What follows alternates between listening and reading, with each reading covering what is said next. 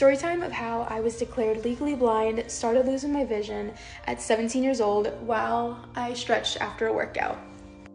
I was a junior in high school and I was driving to school one morning and I was rubbing my right eye because it was itchy, but out of my left eye, I really couldn't see the road.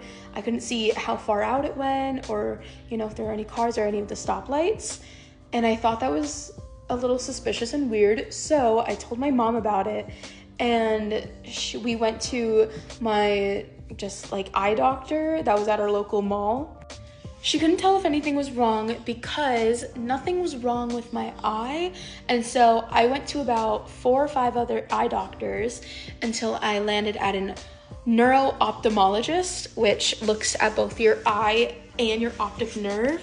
So we went to him and he originally diagnosed me with lupus or an autoimmune disease.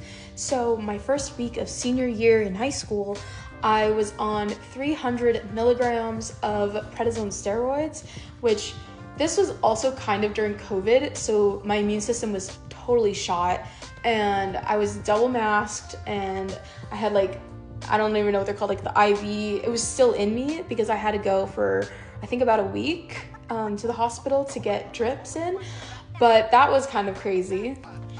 But that was at the beginning of senior year. It wasn't until November that we ended up getting a second opinion from a doctor at UCLA who then diagnosed me with Leber's hereditary optic neuropathy.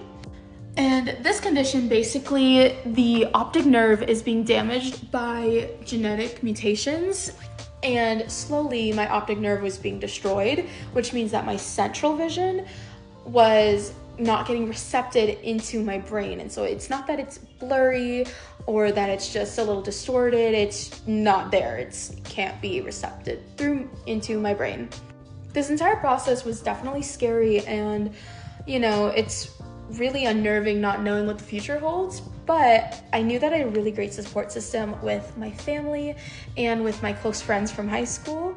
So I wasn't scared per se, it was just more of not knowing what's gonna happen.